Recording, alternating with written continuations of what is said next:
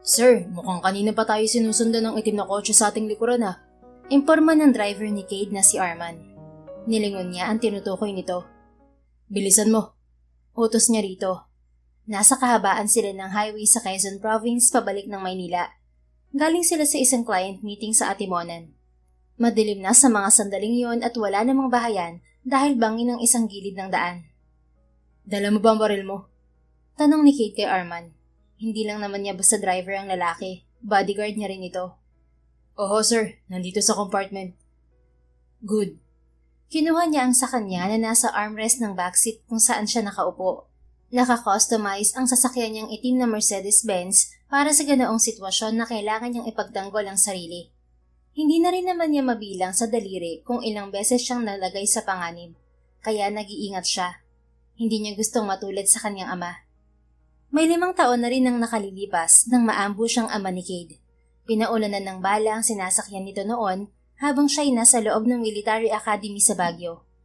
He was an undergrad military student, kaya nga hindi na siya naghangad pang magdagdag ng bodyguard dahil kayang-kaya naman niya ang sarili. Subalit hindi naman makampante ang kanyang ina na si Criselda dahil siya na lang daw ang mayroon ito. Ganoon din ang isa sa mga board of directors na kanyang kumpanya na si Mr. Ismael Rosales. Parang ama na niya ito, kaya naman sa mga payo nito siya madalas na nakikinig. Cade is 28 years old and a very successful young businessman. Siya na ngayon ang namamahala at nagmamayari ng iniwang multi-billion company ng kanyang ama, ang Flystar Pacific International Corporation, na isang airline at shipping company. Kaya marami talaga nagtatangka sa buhay niya. Kalaban man sa negosyo at ang mga nagnanais na makamkam ang kanyang kumpanya. Sumusunod pa ba? Tanong ni Cade kay Arman. Oo sir, pero malayo sa atin. Sakto ang distansya. Hayaan mo lang, baka naman hindi talaga tayo ang punteriya. Lintik.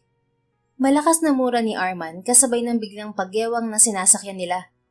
Boss! Alam ko, Arman. Mahigpit na kumapit sa kanyang kinauupuan si Cade nang bumilis ang takbo ng sinasakyan nila. Just focus on driving. Ako nang bahala sa kanila. Ibinaba ni Cade ang bintana ng kanyang kotse. Inasinta niya ang kasunod na sasakyan at ilang beses na nagpaputok pero panay iwas lang ito. Damn it! Armalite ang dala ng sumusunod sa kanila, kaya napabalik sa kinauupuan niya si Cade nang sunod-sunod na paulanan ng bala ang sinasakyan nila. Sir, Yoko! Sigaw ni Arman. Mabilis ang galaw ni Cade. Yumuko siya gaya ng sabi ni Arman, kaya nakaiwas siya sa paparating na mga bala.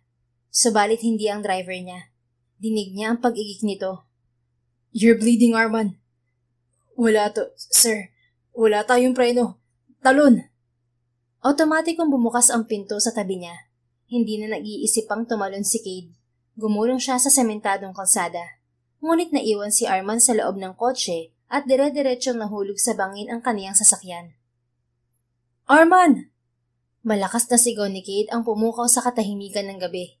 Tatakbuhin sana niya ang kinahulugan ng kaniyang sasakyan, pero wala na siyang oras dahil malapit na ang mga humahabol sa kanya. Iika-ikang naglakad si Cade nang muli siyang ratratin ng bala. Napilitan siyang tumakbo. Sa maraming beses na may nagtangka sa buhay niya, ni minsan ay hindi pa nahuli kung sino mang may gawa noon. Merong iilan na nasa kote ang pulisya, pero ang nangyayari ay mabilis na nagwawakas ang mga buhay ng mga ito pagdating sa kulungan. Kaya alam niyang makapangyarihang tao ang gustong magpatumba sa kanya. Sa kanyang pagtakbo, maya-maya ay bigla na lang sumulpot ang isang malaking motorsiklo sa tabi niya at tumigil yon. Sakay! May pagmamadaling utos ng nagmamaneho na nakapurong itim na suot, pati ang helmet na nakatakip sa mukha nito. No! Paano kung kasamahan mo sila? Hindi mo ako malilinlang. Hop in, you idiot! May dinukot ito sa pantalong suot nito na isang baril. Akala niya sa kanya yun ipuputok, pero ang mga humahabol sa kanya ang pinunderya nito. Dinig na dinig ni Cade ang pagkabutas ng mga gulong niyon. Now, sasakay ka o gusto mong maging bangkay? Sarkastikong wika na nakamotorsiklo. Mabilis namang umangkas si Cade. Pagsakay niya, binalingang muli ng driver ang sumusunod sa kanya. Asintadong pinatamaan nito ang hood ng sasakyan hanggang sa magliyab yon at sumabog. Pagkatapos, pinaharurot na ng driver ang motor palayo sa lugar na yon. Saan mo ako dadalhin? Kailangan kong balikan si Arman. Malakas na tanong ni Cade sa driver. Hindi pwede. Nakita mo nang nangyari. Gusto mo ba talagang mapahamak? Malakas ding tugon nito. Sinasabayan ang malakas na pagaspas ng hangin tumatama sa mga mukha nila. Napakunot ang noo ni Cade. Mas klaro na sa pandinig niya ang boses nito. Babae. Saan mo nga ako dadalhin? Hindi mangingimi si Cade na gumawa ng nararapat na hakbang kapag nagkamali ng galaw ang kasama niya. Sa bahay ng tatay ko, hindi yun kalayuan dito. Hindi na umimik pa si Cade. Noon lang niya napagtuunan ng pansin ang katawan nito. Sexy ang babae dahil halos luwag na luwag ang dalawang braso niyang nakapulupot sa bewang nito. Kung hindi siya nagkakamali, nasa 24 o 25 lang ang sukat niyon. Sakto lang ang tangkad nito, pero kung magpapantay sila, baka hanggang balikat niya lang ito. Ilang sandali pa'y narating na nga nila ang bahay na sinasabi nito. Nasa loob yan ng isang solar, bungalow type at may malawak na palayan sa paligid. Eksaktong tumigil ang sinasakyan nila ay madali siyang bumaba. Anong lugar to? Tanong niya sa babae. Sariaya. Inalis ng babae ang suot nitong helmet at sumabog ang may kahabaan nitong buhok sa mukha nito. Kahit may kadiliman sa kinatatayuan nila, ay kitang-kita niyang itim na itim yon at tuwid na tuwid. Sino ka? Kilala mo ba ako? Sinusundan mo ba ako? Sunod-sunod niyang tanong. No, I don't know you. Lalong hindi kita sinusundan. I'm just a passerby. A concerned citizen na ayaw kang maging bangkay. Sagot nito bago kinilig ang helmet at tinungo ang bahay. Sumunod dito si Cade. Then why are you armed? Bakit magaling ka rin bumaril, kababae mong tao? Binuksan muna ng babae ang pinto bago ito sumagot. Dahil sa trabaho ko, isa akong sundalo. At pagkasabi niyon, isang click ang narinig ni Cade. Bumaha ang liwanag sa harapan nila. Napatingin si Cade sa babae, at kung hindi siya dinadaya ng kanyang mga mata, malakas itong napasinghap. Kahit naman siya'y matagal ding natigilan kasabay ng malakas na pagkabog ng kanyang dibdib. Ikaw? Nanulas sa mga labi ng babae. Napahagod sa kanyang noo si Cade. Flashes of memories came rushing in his mind. A girl who's naked beside him and himself, inside a semi-darkened room. I remember you, nasabi niya. Dama ni Cade sa puso ang hindi maipaliwanag na kasiyahan sa muling pagkikita nila. Sandali ring nawala sa isip niya ang sitwasyong kinakaharap. Mabilis na nag-iwas ng tingin ng babae. Sorry, pero nagkamali lang ako. Tuloy-tuloy itong pumasok sa loob. Biglang bumangon ng inis sa dibdib ni Cade sa narinig. Really? Sa naging reaksyon mo, alam kong kilala mo ako. At ganun din ako sa'yo. Ikaw ang babaeng basta na lang nang iwan sa akin noon na walang pasabing pagkatapos ng may nangyari sa atin. Hindi ko alam ang sinasabi mo, mister. Wala ako naaalalang ganyan. Tanggipan nito. Os, gusto mong ipaalala ko sa'yo? Hinaklit ni Cade ang kamay ng babae, pero napaigik ito. Nagsalubong ang mga kilay niyang matagal na pinagmasdan ng itsura nito. Walang nagbago rito. Ito pa rin ang pinakamagandang nilalang na nakilala ni Cade. Although hindi niya nakuha ang pangalan nito noon. 7 taon na rin ang nakararaan nang may mangyari sa kanila. Lasing na lasing siya noon, habang ang babae naman ay hindi niya alam kung ano ang nainom. Basta na lang itong pumasok sa tinutuluyan niyang silid sa isang hotel noon sa Baguio at pagkatapos ay naghubad. Kasunod noon ay nauwi sila sa mainit na tagpo. Mabilis itong nakatulog habang siya ay biglang nawala ang kalasingan dahil siyang nakauna sa babae. Matagal niya itong pinagmasdan noon. Sinaulo ang itsura ng babae hanggang sa makatulog siya. At paggising niya, wala na ito sa tabi ni Cade. Ipinahanap niya noon ang babae pero bigla na lamang itong naglahong parang bula. Para bang isang magandang panaginip lang ang lahat, na hanggang ngayon ay dala-dala pa rin niya sa kanyang dibdib. Nag-aasam siyang makikita itong muli. At nangyari nga. Because that night, something different happened to him.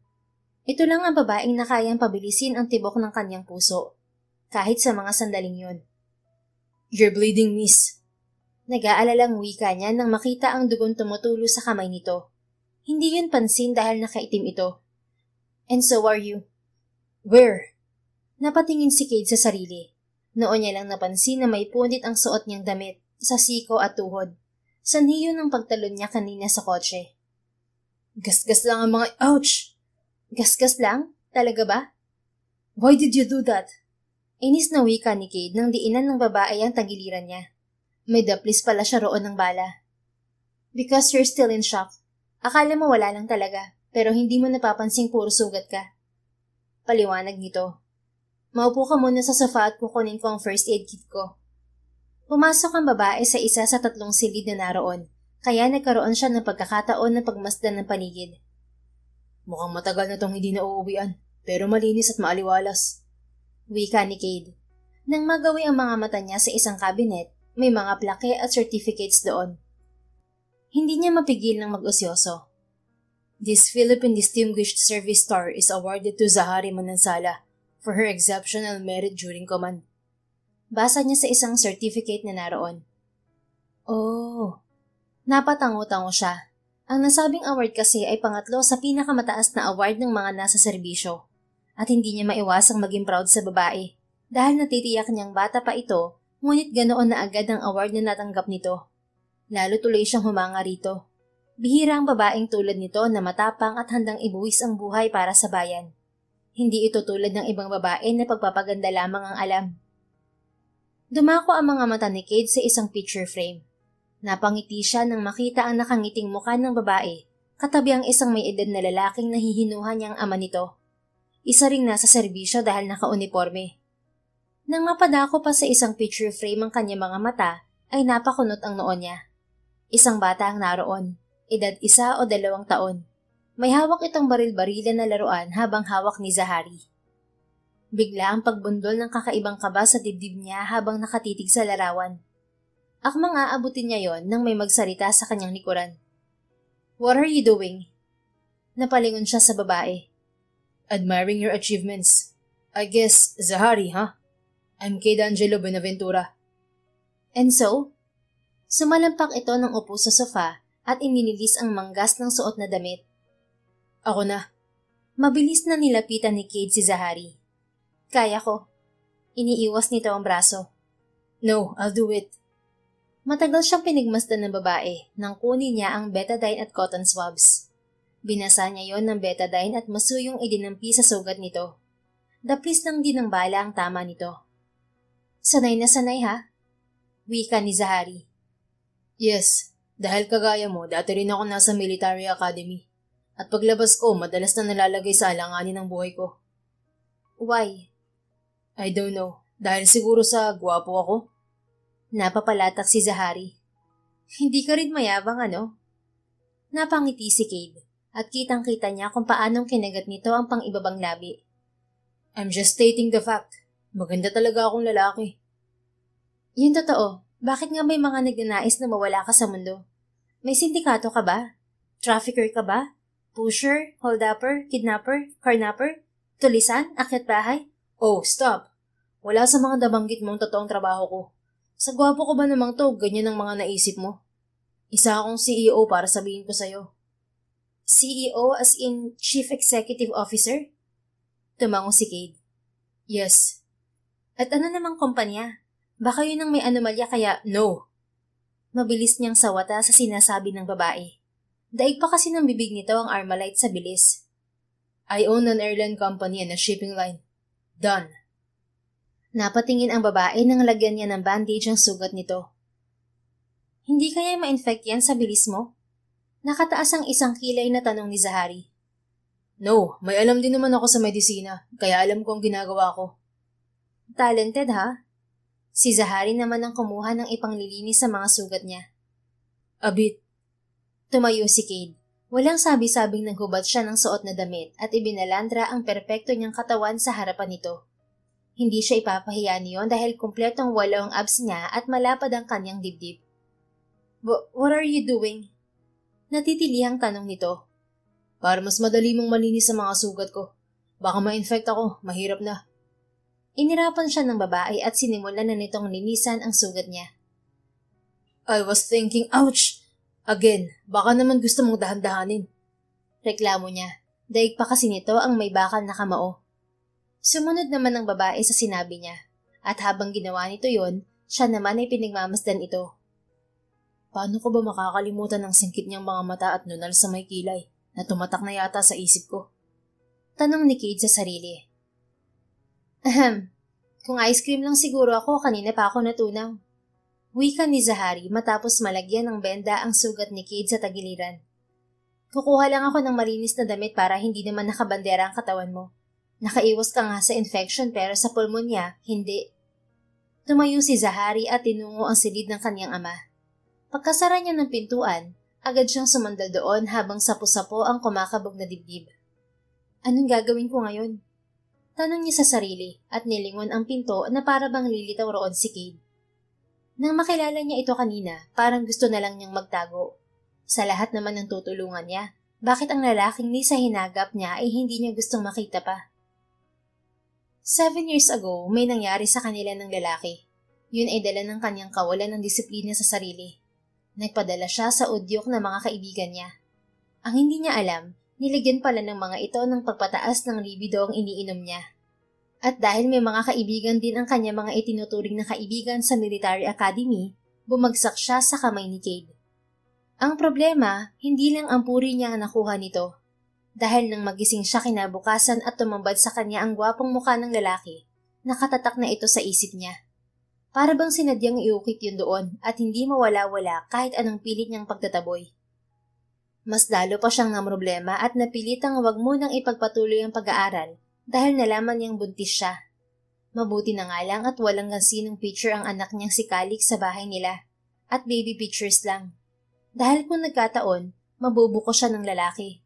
Kamukhang kamukha pa naman ito ang anak niya.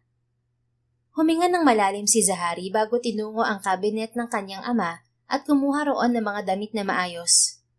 May 3 taon na ring namaya pa ang kanyang ama, kaya hindi siya madalas na magawi sa Quezon. Heto na ang damit, magbihis ka muna. Iniabot niya sa lalaki ang daladala. Thanks. Sa harap niya mismo ay nagbihis ito. Pilit nilalabanan ni Zahari ang sarili na huwag mapatingin dito. Hindi niya rin gustong bigyan ito ng pagkakataong isipin na kilala niya rin ito. Ayaw na kasi niyang magkaroon pa ng problema sa hinaharap. Nakaya naman niyang palakihin si Calix ng maayos. Kaya makakaya niya rin itong alagaan hanggang sa lumaki ito. Don. Napatingin siya sa lalaki. Pwede ka nang magpahinga. Tatalikod na sana si Zahari kay Cade pero madali nitong nahawakan ng kanyang braso. Sandali lang. Bakit? May kailangan ka pa ba? Yes, marami. Una na ron ang driver ko. Baka kung ano nang nangyari sa kanya. Oo nga pala, nakalimutan niyo ni Zahari. Nasaan ang cellphone mo? Tanong niya sa lalaki.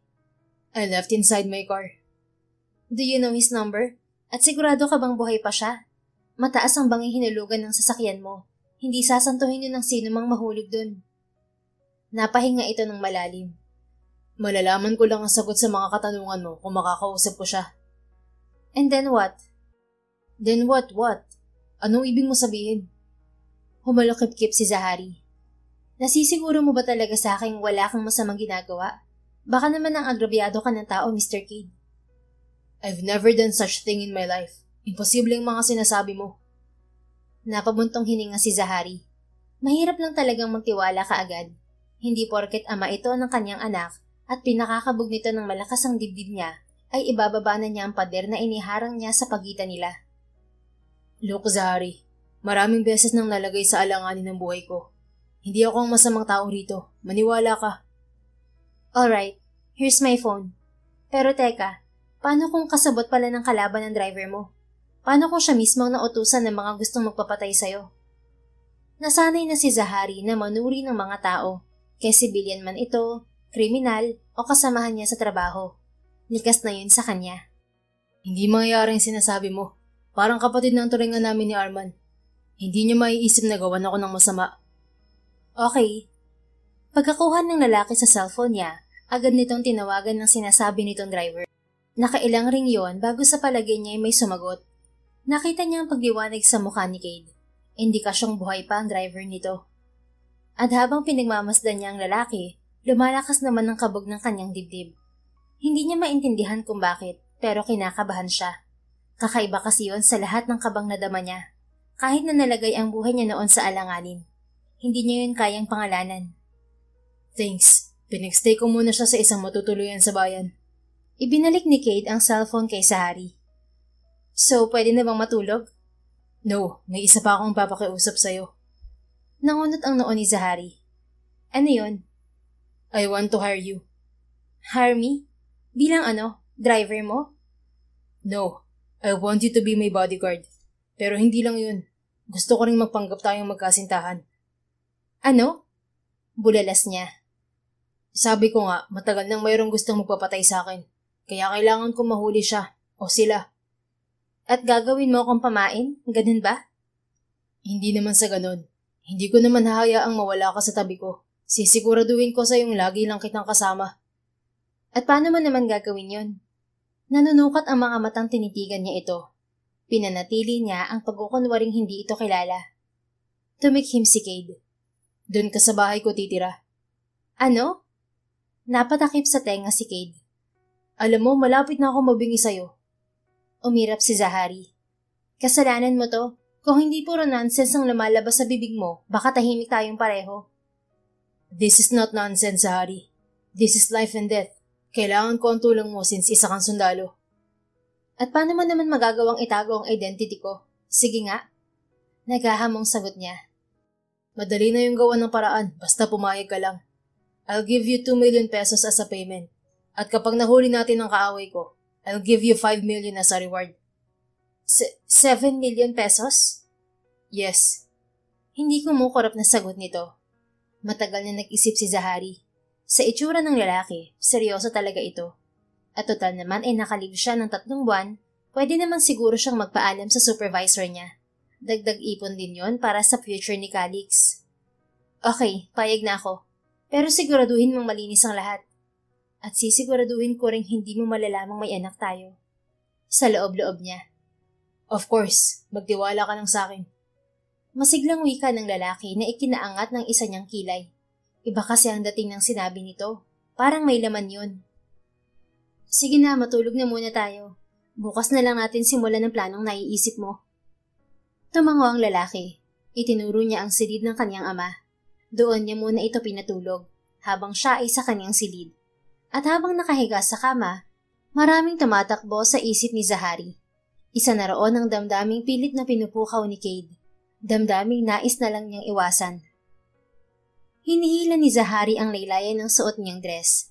May 2 araw din nilang pinagplanuhan ni Cade ang gagawin nilang pagpapanggap na maging magkasintahan. At magsisimula ang lahat sa pagdating niya sa kumpanya nito, na kunwari ay bago siya dating galing ibang bansa. At yun ang araw na yon, 1 linggo matapos nilang maplansya ang lahat. Binigyan pa siya ni Cade ng pambili ng mga damit at pinatira sa mamahaling kondo. Doon muna raw siya, at kapag nagsimula na sila, saka siya lilipat sa bahay nito. Kabilin-bilin na nito na dapat ay lalabas ang kaseksihan niya sa araw na yon. Mabuti na lang din at madaling kausap ang anak niyang si Calix. Sinabi niya ritong may bago siyang trabaho at pumayag naman ito. Basta lagi raw siyang tatawag. Kampante naman pati siyang iwanan ito kay Nana Riza. Ang katiwala ng pamilya niya noon pang maliit pa siya. Ito na halos ang tumayong nanay niya dahil 5 taon pa lamang siya noong mamatay ang kanyang ina. Kaya mo to.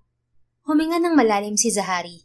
Inayos ang kulay itim na sunglasses na nakatakip sa kanyang mga mata at iniimbay ang kanyang kahali-hali ng balakang. She was wearing a red sleeveless dress that was above her knees. Itim ang 3 pulgadang strappy sandals niya, habang hawak sa isang kamay ang itim ding Chanel na purse. Wala siyang make-up pero namumula ang kanyang mga labi dahil sa lipstick na inilagay niya roon. Ang buhok niyang tuwid na tuwid ay nakalugay lang, tinatangay ng hangin.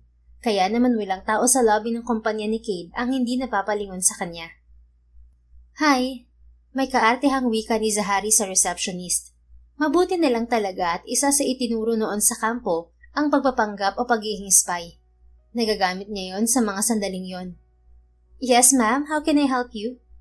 Nakangiting wika ng receptionist sa kanya. Can you please tell your boss that I am here? Itinaas ni Zahari ang suot na eyeglasses at inilagay yon sa ulo, bago kumurap ng ilang beses sa kaharap. Pardon ma'am, whose boss are you referring to po? Who? Why? Marami bang boss ang Flystar Pacific? Ang alam ko, nag-iisa lang ang may-ari nito. And if I know, he's baby. Natigil sa pagsasalita si Zahari. Nasa description ng plano nila ang pagiging class na maarte niya, kaya yun ang ganap niya. Habang si Cade naman, isang ulirang boyfriend na patay sa kanya. First time daw na may makikilalang girlfriend nito ang mga empleyado roon, kaya dapat kapani-paniwala ang lahat. Baby! May kalakasang tili ni Zahari nang balingan ang nagsalita. Malapad ang ngiti ni Cade na nakatingin sa kanya. Oh my God, it's really you. Kagaya sa isang pelikula ni Don Zulueta at Richard Gomez, patakbo silang lumapit sa isa't isa. Pagkaway binuhat siya ni Cade at iniikot-ikot habang nakabukas ang dalawang kamay. I missed you so much, baby. Wika ni Zahari nang tumigil sa kaiikot si Cade at ibaba siya. I missed you too, baby. At walang sabi-sabing hinalikan siya ni Cade sa harap ng mga taong naroroon sa lobby. Kasabay ng malakas na pagsinghap ng lahat ay ang panlalaki ng kanyang mga mata. Wala to sa script, sigaw ng isip niya. Subalit nang gumalaw ang mga labi ni Cade, kusang pumikit ang kanyang mga mata at tumugon dito. At sa baling tataw niya, bumalik ang alaalang may 7 taon nang nakararaan. Natauhan si Zahari at mabilis na kumawala kay Cade. Pero hindi siya hinayaan ng lalaki. You really surprised me, baby. Akala ko sa isang araw pa ang dating mo. Bakit napaaga yata? Tanong ni Cade sabay haplos sa labi niyang kumalat ang lipstick. Isang peking ngiti ang iginanti niya rito. Well, kaya nga surprise, hindi ba? Saka na-miss talaga kita kaya mas inagahan ko ang pagbabalik sa Pilipinas. Walang pakundangang pinisil ni Zahari ang pisngi ni Cade.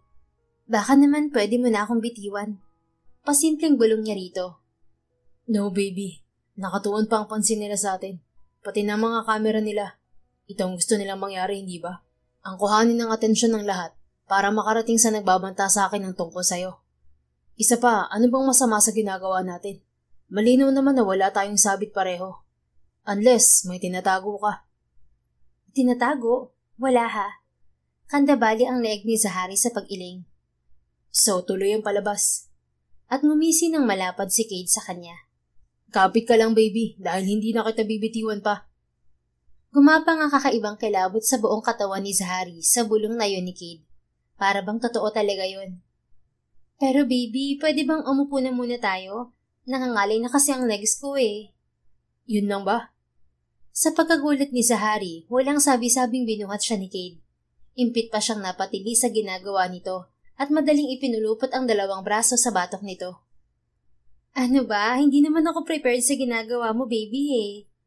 Maarteng wika niya sabay hampas ng malakas sa dibdib nito.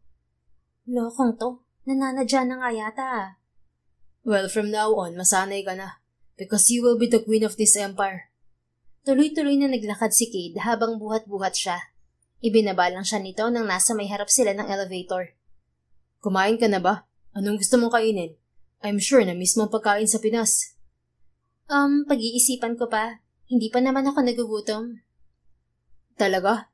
Pero ako, nagugutom na ako. Kumindat si Cade sa kanya, kaya pinamulahan agad siya ng muka. Iba naman kasi ang dating ng salita nito sa kanya. Talagang sumusobra na naman yata to. Hindi porket malaki ang bayad niya sa akin, pwede na niya akong bastusin. Hindi yata yun tama. Anya sa isip. Nagugutom ka?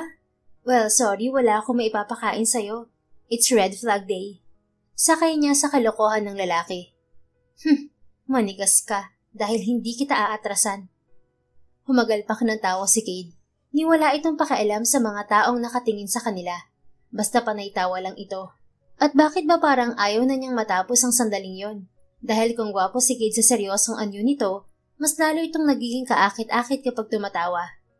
Ang bilugan nitong mga mata ay nagniningning na parang tala sa kalangitan.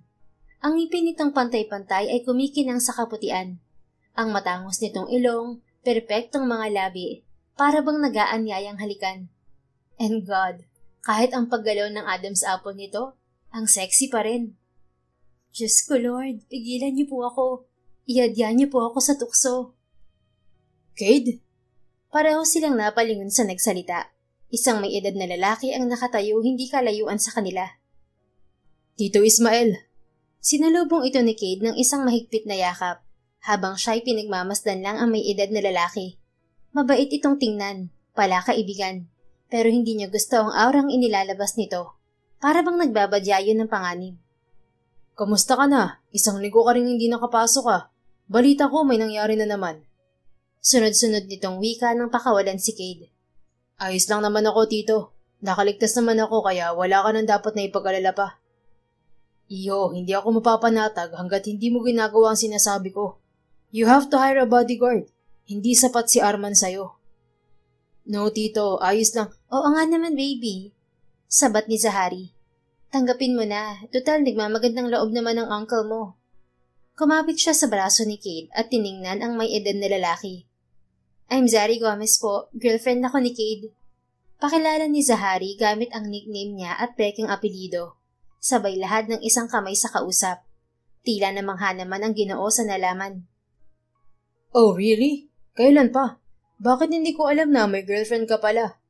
By the way, I'm Ismael Rosales. Tinanggap ng may edad na lalaki ang kamay niya na magkahalong gulat at pagngiti ang nakalarawan sa muka. Sandali lang yun pero mas lalong hindi napakali si Zahari. Last 2 months pa, Tito. Nagkakilala kami sa Germany nang magkaroon ng conference doon ng kumpanya natin. Sagot ni Cade bago binalingan ang peking kasintahan. Are you sure, baby? Hindi ko na naman talaga kailangan ng bodyguards. You know I can handle myself pretty well. But baby, this is for your safety. Mas mapapanatag ang kalooban ko habang nasa malayo ako kung may mga taong poprotekta sa'yo sa oras ng panganib. Giit ni Zahari bago pa simpleng tinanguan ng kaharap. Ganoon ba? Madaling nakuha ni Cade ang ibig niyang sabihin kahit halata sa kilos nito ang pagdududa. Well, Tito, kung ganun, aasahan ko na lang ang mga sinasabi mo bukas. Ayoko kasing pinag-iisip tong baby ko, kaya maiging sumunod na lang. Great, tama ang desisyon niyong to, iho. By the way, how was the meeting last week? Any progress sa nililigawan nating kliyente? Tanong ng kaharap nila. It's done. Sa isang araw ay pipirma na ng kontrata sa atin si Mr. Chua. Good, good. Iba talaga ang lakas mo sa ating mga kliyente. Madali mong nakukuha ang loob nila. So, anong next step natin?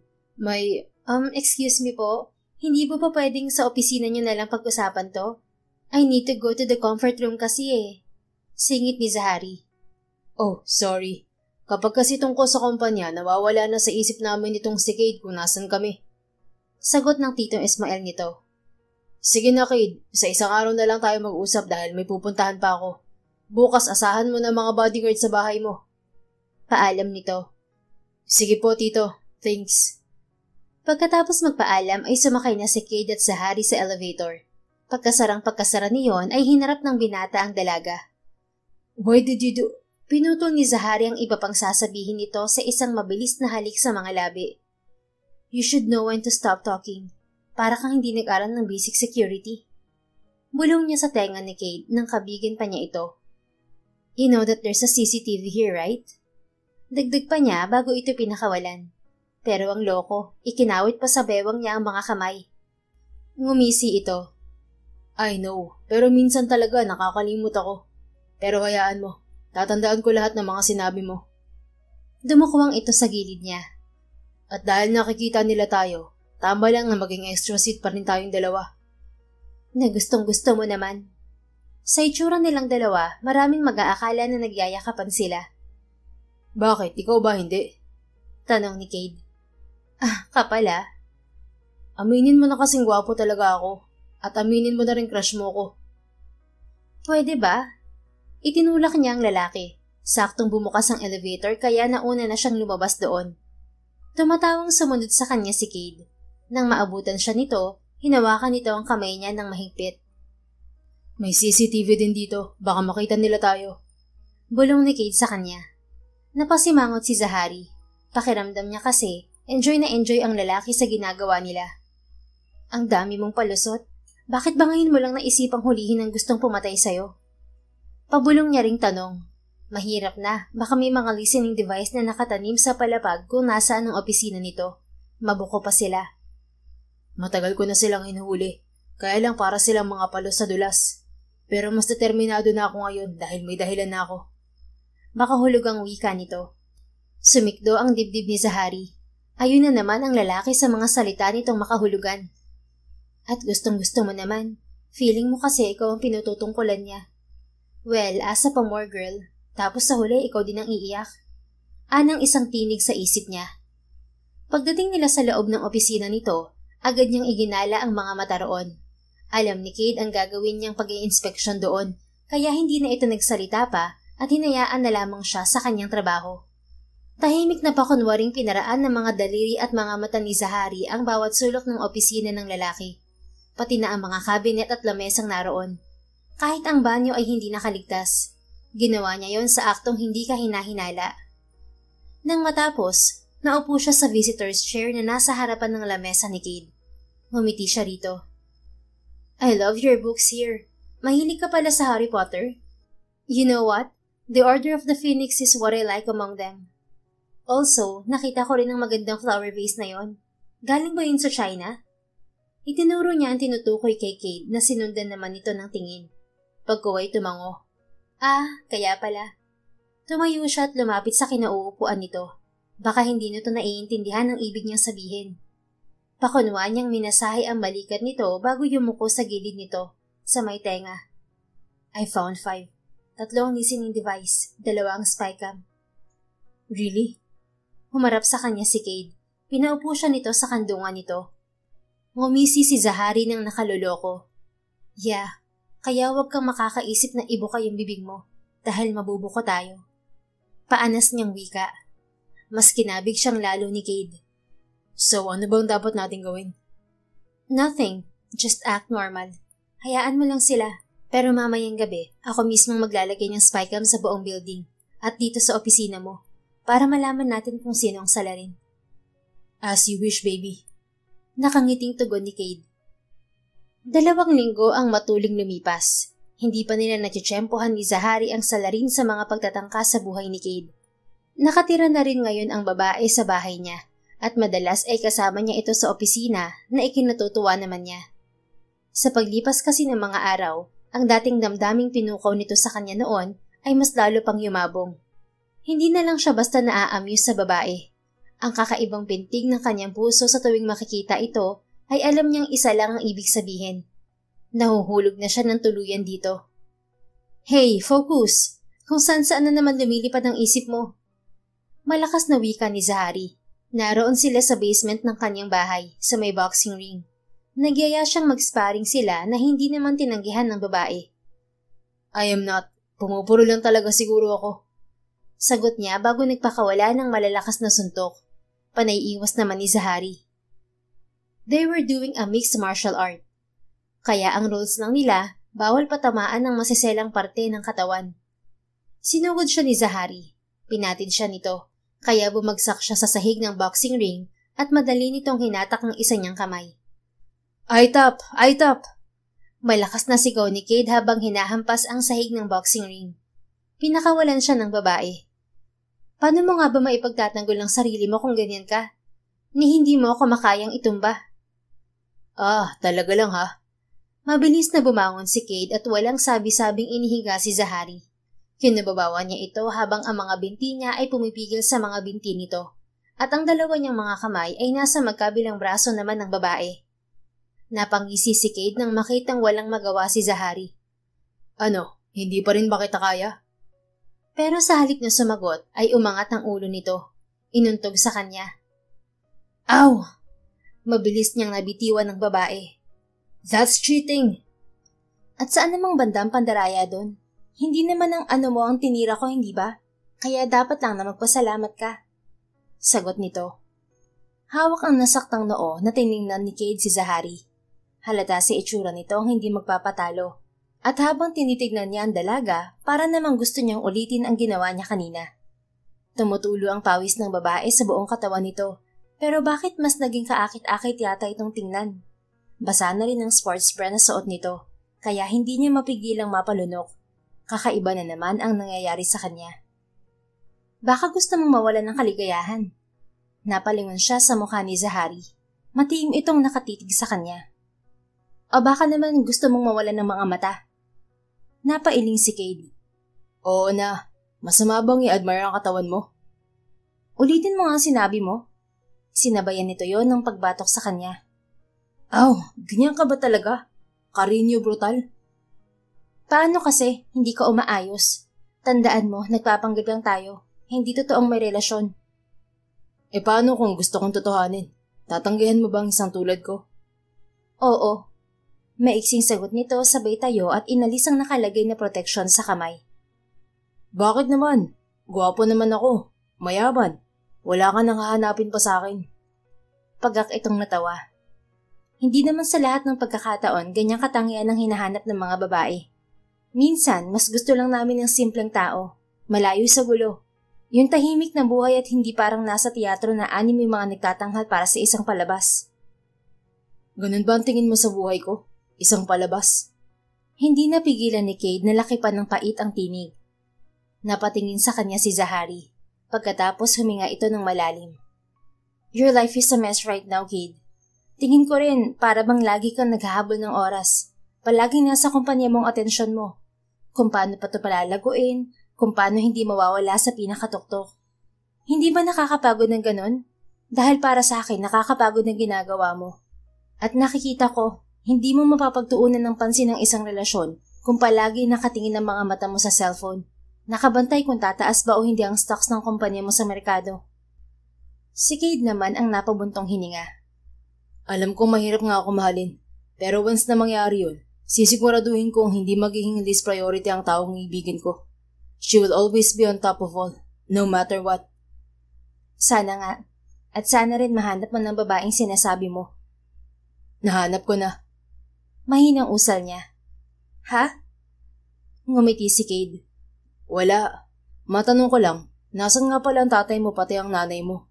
Nakita ko sa picture na nasa serbisyo rin ng tatay mo, kaya siguro nagsundalo ka rin. Pag-iiba niya sa usapan. Hindi pa rin tapos ang investigasyon niya sa babae, para kasing may inililihim ito sa kanya. Nakasisiguro naman siyang ito nga ang babaeng nakasama niya noon, 7 taon na ang nakararaan. Pero bakit kung umasta siya, parang hindi niya ako kilala? Tanong ni Cade sa sarili. Ang nanay ko matagal nang patay, 5 taon pa lang ako noon. And yes, my father was a former soldier. May 3 taon na rin mula nung pumanaw siya. Sagot nito. Oh, I'm sorry to hear that. Ibig bang sabihin wala ka ng ibang pamilya? Kapatid, wala ka namang asawa sabi mo. Nasamid si Zahari. Wala nga akong asawa. Wala rin kapatid dahil nag-iisa akong anak. Ang tanging kasama ko na lang ay ang nagpalaki sa akin mula bata pa ako, si Nana Riza. Tumango-tango si Cade. Ano to, Cade? Interview? At ngayon mo lang naisip kung kailang halos 1 buwan na tayong magkasama. Natawa ang babae. Wala lang. Sabi ko nga sa'yo, kamukha mo yung babaeng nakasama ko noon. I wonder nasan na kaya siya. Anya at tiningnan ng reaksyon nito. Napakunat ang noo niya nang bahagya itong matigilan. Bakit hindi mo ipahanap? Suwestyon nito na ang matay hindi makatingin sa kanya. Ginawa ko na yun. Kaso para siyang bula na naglalaho na lang. Baka naman ayaw talaga magpahanap sa'yo. Baka. O baka nagsisinungaling lang siya. Kibit balikat niyang tugon. Sa sulok ng mga mata ni Cade ay sinusundan pa rin niya ang bawat kilos ni Zahari. Ilalapag na sana nito ang hand protection sa sahig ng boxing ring, pero nabitin yun sa ere. Bakit naman siya magsisinungaling? Makaraan ng ilang sandali ang wika nito. Ewan ko. Baka natatakot. Natigil ang usapan nila nang magring ang cellphone ni Zahari. Bumaba ito sa boxing ring at tinungo ang lamesa kung saan naroon ang telepono nito.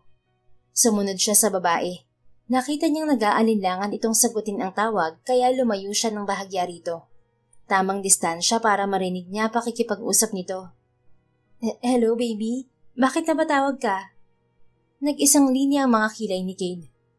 Akala ko ba wala siyang kasintahan o asawa? Bakit may baby? Tanong ni Cade sa sarili.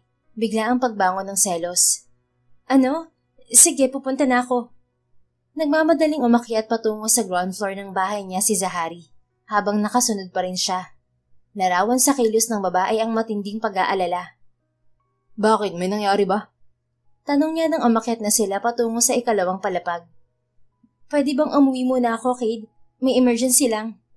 Paalam nito na hindi man lang siya nililingon. Pwede naman. Tumigil ito at hinarap siya. Salamat. Pagkasabi niyon ay mabilis na umakyat si Zahari diretso sa silid na ginagamit nito, katabi ng silid niya. Wala ang ina niya dahil nasa krus ito kasama ang mga amiga nito kaya malaya silang kumilos ni Zahari. Tumuloy na si Cade sa kanyang silid. Pagdating doon, tinawagan niya si Arman. Sundan mo si Zahari. Sabihin mo sa akin kung saan siya pupunta. I'm sure gagamitin niya ang big bike niya kaya ang motor ko na lang ang gamitin mo. Utos niya rito. Nang i-off niya ang cellphone, tumingin siya sa pader na nakapagitan sa mga silid nila ni Zahari. Kung ano man ang inililihim mo, malalaman ko rin yun. Madali ang bawat hakbang ni Zahari nang makarating sa isang ospital sa Quezon City. Nang matanggap niya ang tawag mula kay Calix, napuno ng pag-aalala ang puso niya. At nang makausap niya si Nana Riza, naroon nga raw ang anak niya sa ospital dahil pabalik-balik ang lagnat nito. Nana Riza, kumusta ho?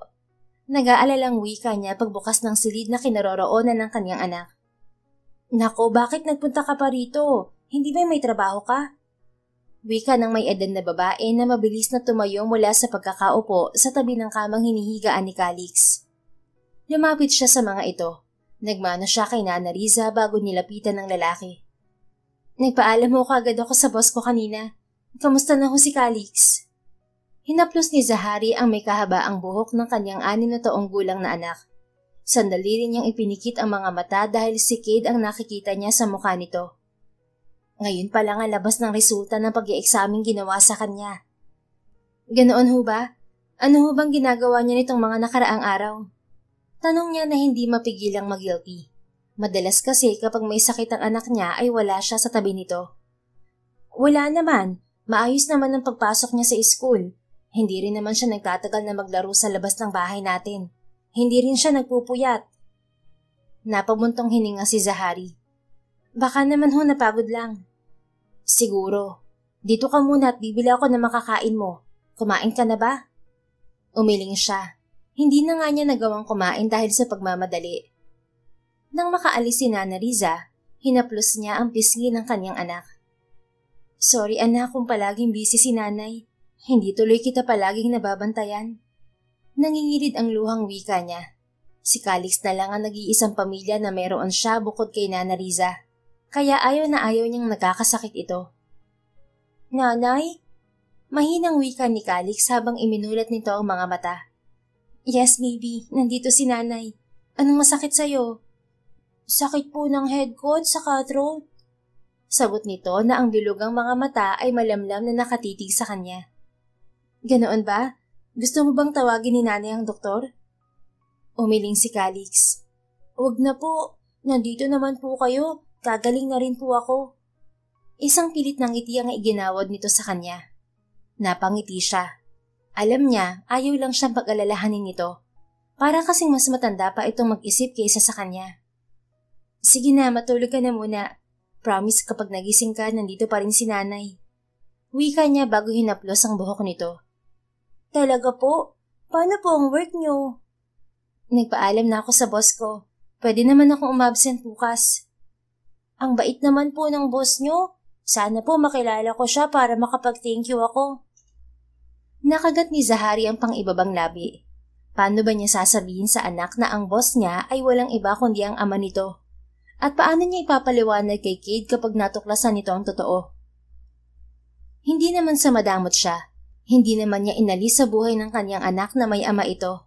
At ang alam ni Calix, nagtatrabaho sa malayo ang ama nito. Yun nga lang, wala siyang masabing araw kung kailan babalik. Pero ngayong nagkita na sila ni Cade, posible namang magkita ang dalawa. Kaya lang, natatakot siya. Natatakot sa posibleng gawin ni Cade.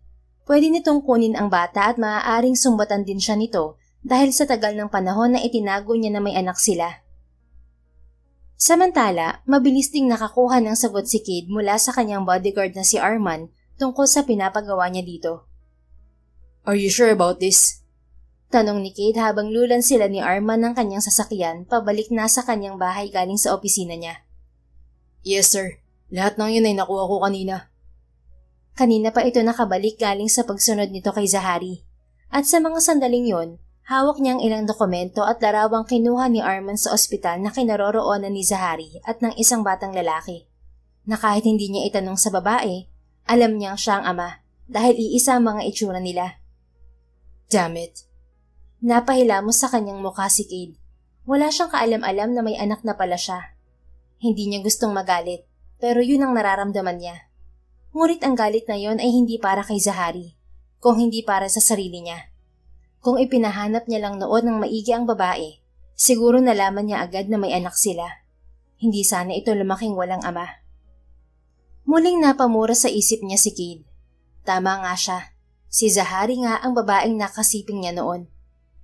Pero bakit niya itinago ang katotohanan to sa akin? Bakit hindi niya sinabi sa akin yung totoo nung unang kita pa lang namin? Natatakot ba siya?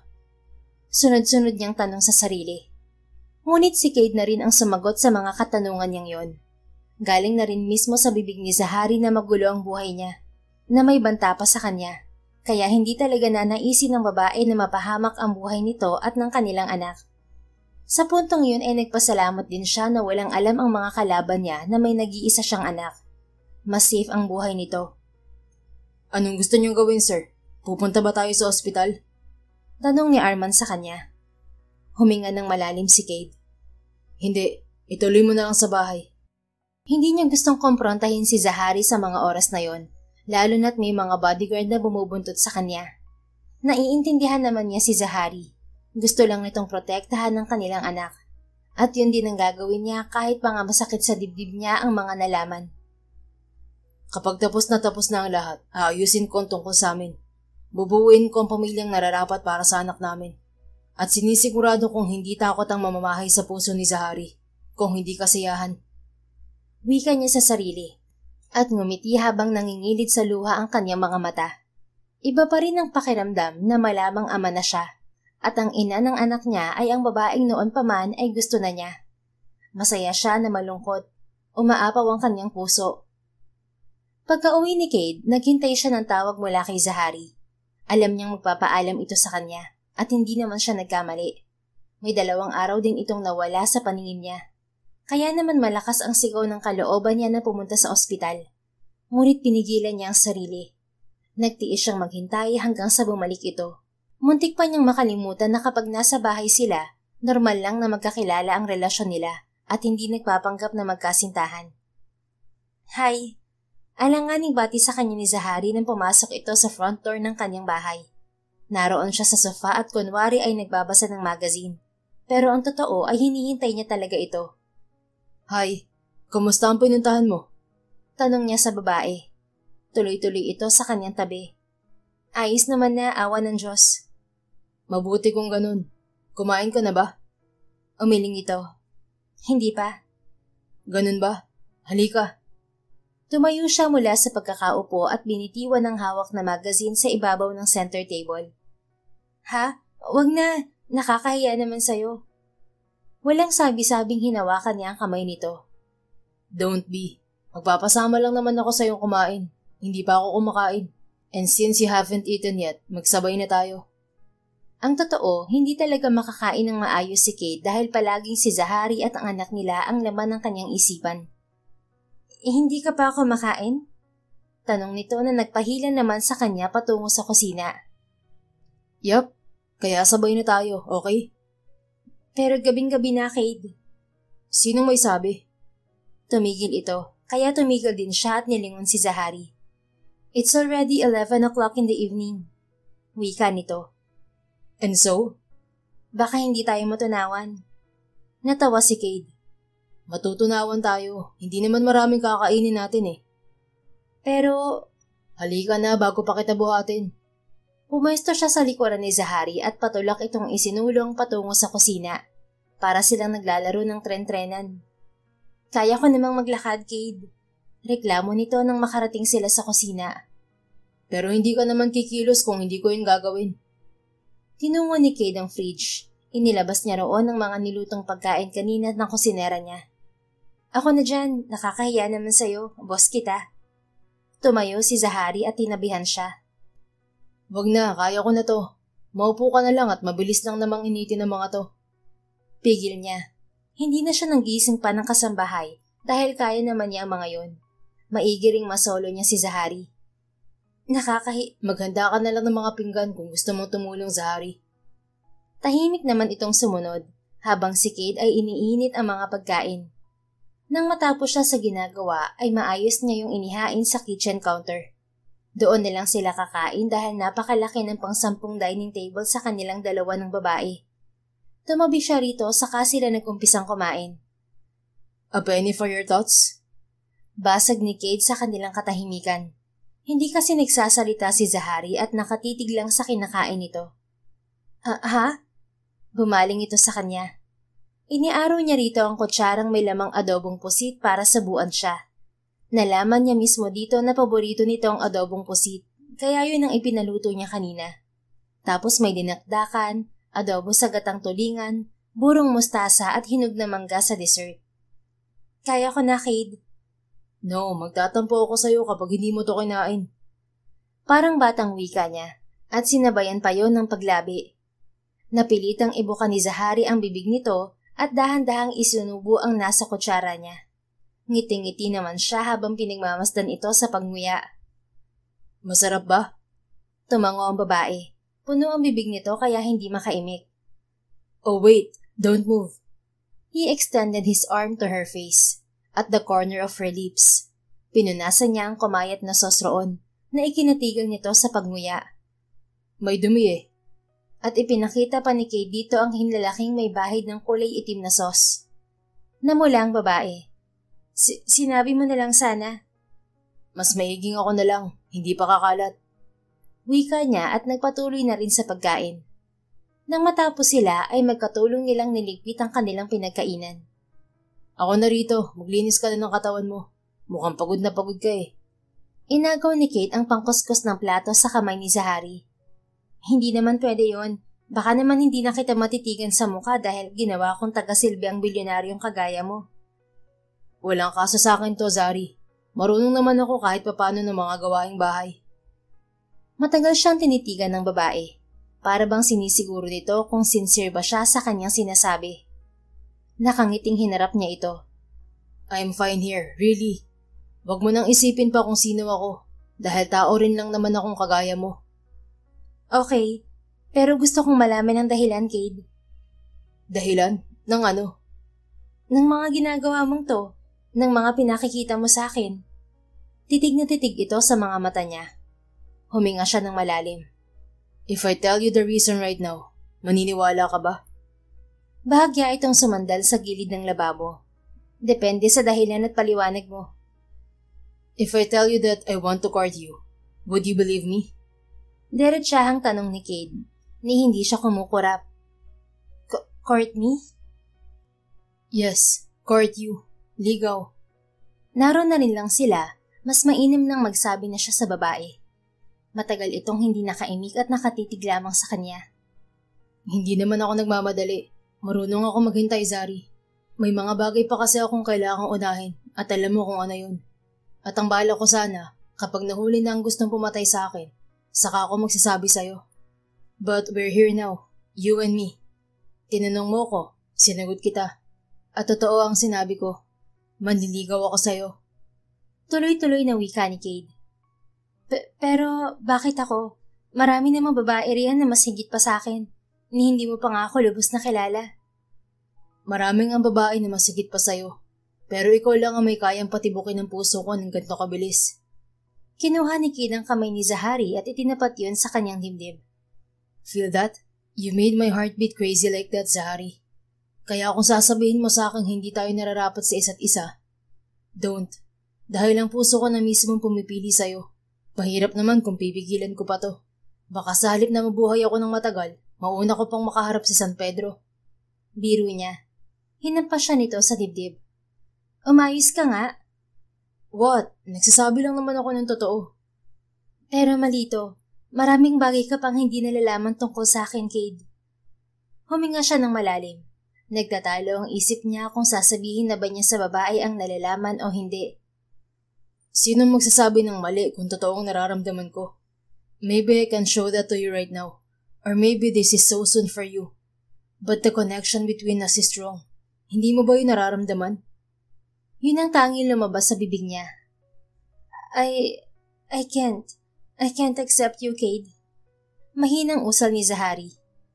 Ganun kabilis? Hindi mo man lang ba ako susubukan kahit ilang araw lang? Hindi mo man lang ba susubukang ipadama ko sa'yo kung gaano ako katotoo sa sinasabi ko? Because if I tell you the other reason, you won't believe me. Napakunot ang noon ni Zahari. Anong ibig mong sabihin? Again, Cade heaved a sigh. Hindi pa niya gustong ipaalam sa babae ang totoo, pero wala na siyang pagpipilian pa. Hindi kasi nito maiintindihan na matagal na niya itong gusto. na noon pa man ay nakadambana na ito sa puso't isip niya. Hindi pa man iyon ang tamang oras, pero hinihingi na ng pagkakataong sabihin niya ang nalalaman. You can't lie, you know. Umpisa niya. Ang alin? Hindi kita naiintindihan. You may be wondering kung bakit napakabilis ng lahat. Well, in fact, hindi naman talaga mabilis. Actually, 7 years ka nang naririto sa puso ko, Zahari. Hinawakan ni Cade ng mahigpit ang kamay ni Zahari nang pilit nitong bawiin yon sa kanya. Hindi ko alam ang sinasabi mo. Mariing tanggi nito. You know what I mean. Alam mo may nangyari sa atin at kilala mo na talaga ako noon pa mang unang magkita tayo sa Quezon. Kilala mo na kung sino ako at kung anong papel ko sa buhay niyo. Parang niyanig ang mundo ni Zahari sa narinig. What do you mean by that? Anong nyo? I already know, Zari. I know na may anak tayo. Tuluyan na nawala ng lakas ang mga tuhod niya at muntik na siyang mapaupo kung hindi siya nasalo ni Cade. You investigated me. Mahinang usal niya. Dahil yun ang nararapat. Dahil alam ko may inililihim ka sa akin. And I wanted you to know that I'm not mad at you. Hindi ako galit na naglihim ka sa akin dahil nauunawaan kong nais mo lang protektahan ang anak natin. Mas tamang sabihin na galit ako sa sarili ko dahil hindi ko dapat ipinatigil ng pagpapahanap sa iyo noon. Pag-amin nito. Ipinahanap mo talaga ako? Totoo yun? Yes. Pagkatapos kong magising na nag-iisa. Because everything we did that night remained in here. Nakaukit lahat yun sa puso't isip ko, Zari. Tumaas ang kamay ni Cade at masuyong hinaplos ang pisngi niya. Ang kanyang mga labi, mata, ilong, kahit ang kanyang mga kilay. I remember your chinky eyes. I remember this mole on your eyebrow. Lahat naaalala ko, na kahit ipikit ko ang aking mga mata, ang mukha mo pa rin ang nakikita ko. Pero bigla ka na lang naglawang parang bula, na para bang panaginip lang ang lahat. Iniisip ko noon kung totoo ka nga ba. But after we crossed paths again, ngayon ko napatunayang totoo ka at hindi isang pantasya lang ang nilikha ng aking isip. You are real, Zahari. At hindi mo alam kung gaano ako kasaya nang magkita tayong muli. Subalit ang ipinagtaka ko ay ang pagtanggi mo sa katotohanan yun. But now I understand. You're afraid. Mahabang tura nito. Napayo ko si Zahari. I'm sorry. Hindi na niya maikakaila rito ang lahat dahil buko na siya. Masuyong iniangat ni Cade ang ulo niya at tinitigan siya sa mga mata. Nangingislap ang mga mata ni Cade, punong-puno ng pag-asa. Kaya naman hindi niya napigilang umiti. You don't have to say sorry. Mga bata pa tayo noon at alam mo kung takot ka. Kaya nga dapat ako humihingi ng tawad sa'yo. Dahil wala ako sa tabi mo. Ninyo ng anak natin. Nang panahong kailangan niyo ako. Niyakap siya nito at gumanti naman siya habang nakapikit ang mga mata. Hindi ako magdedemand ng kahit ano. Dahil wala naman talaga akong karapatan na gawin sa'yo. Lalo na sa sitwasyon ko. Pero sana hayaan mo akong ipakilala ang sarili ko sa'yo. At kapag natapos ng lahat, maging sa anak natin. Payag ka ba? Tanong nito. Marahang tumango si Zahari. Hindi na kailangan pa ng salita para ipaalam dito ang gusto niya. Alam niya, nararamdaman na yun ni Cade. So ano, payag ka na bang ligawan kita? Tanong ni Cade na may masuyong tingin sa kausap. Ngumiti siya. Oo na, may magagawa pa ba ako? Mula ng araw na yon ay nagsimula nang ipadama ni Cade ang nararamdaman kay Zahari. Masaya rin ito dahil sa tuwing tatawag si Zahari sa anak nila, pinapayagan na ito ng babae na makausap ang bata kahit nasa telepono lang muna. Hi baby, how are you? Masiglang tanong ni Zahari habang ka-video call niya si Calix isang gabi. Naroon siya sa may balcony at nagpapahangin. Maayos naman po. Kayo po, how's your work? Napangiti siya. Ayos naman. Siguro malapit na rin ako umuwi. Talaga po? Sunod-sunod na tumango si Zahari. Aha, malapit na kasing masolve ni nanay ang puzzle. Totoo yun. Sa loob ng mahigit isang buwan niyang palihim na investigasyon at pagsama-sama kay Cade, nangingibabaw ang pangalan ng isang tao sa listahan niya. Kahit hindi makapaniwala si Cade noong umpisa, pero nang marinig nito sa mga itinanim niyang listening device ang lahat, nakumpirma niyang tama ang hinala niya. Kumakala pa lang sila ng matibay na ebidensya para maidiin ang salarin. I hope hindi po kayo mapahamak ni Tito Pogi. Mas lumapad ang pagkakangiti ni Zahari. Unti-unti na kasi niyang ipinakikilala si Calix kay Cade. Matalino si Calix, kaya alam niyang mauunawaan ng kanyang anak ang mga sasabihin niya rito kapag natapos na ang lahat. Consistent din si Cade sa panliligaw dito. Ang pagpapanggap nilang magkasintahan ay totohanan na, minus sa part na hindi pa niya talaga ito sinasagot. Hindi kami mapapahamak ni Tito Pogi mo dahil magaling si nanay. I know, magaling po talaga kayong magpaalis ng bad guys. Mukhang sinisiraan mo naman ako kay Calix Napalingon si Zahari sa nagsalita. Palapit na sa kinatatayuan niya si Cade. Magkanunog kasi ang balcony nila. Hi Tito Pogi! Masiglang bati ni Calix nang sumilip si Cade sa video. Hi Pogi! Sinisiraan na naman ba ako ng nanay mo sa'yo? Tanong ni Cade kay Calix. Mabilis naman niyang kinurot ang lalaki sa tagiliran. Ouch! Calix o ang nanay mo? Parang batang sumbong ni Cade kay Calix. Humagikhik ang anak nila. Ang cute mo po, Tito Pogi. Talaga? May star ba ako ngayon? Tanong muli ni Cade. Sunod-sunod na tumango si Calix. Opo, sandali lang po. Tumayo si Calix at kinuha ang papel na espesyal lang daw para kay Cade, pati na ang star na pantatak nito.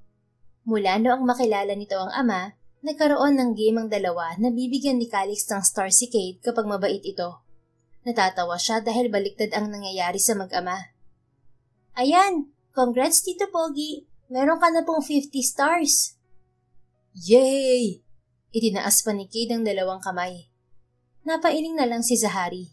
Kapag siguro nagkasama na ang dalawa, pihadang magiging outsider na siya. Sige na baby, matulog ka na. May pasok ka pa bukas eh. Awat niya sa pagkukulitan ng dalawa.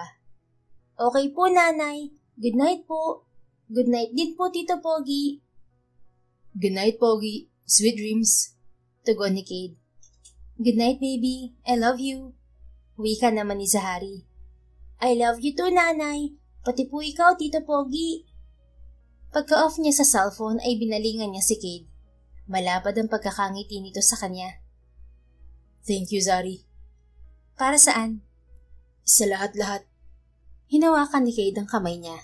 Hindi ko na mahintay pang matapos ng ginagawa natin para maipagsigawan ko na sa buong mundo kung gaano kita kamahal. Kayo ng anak natin. Natatawang naiiling siya. Oo na, pero baka mahirapan ka pa rin. Napataas ang isang kilay nito. At bakit naman? Siyempre, hindi naman pwedeng oo agad. Oo na, naiintindihan ko.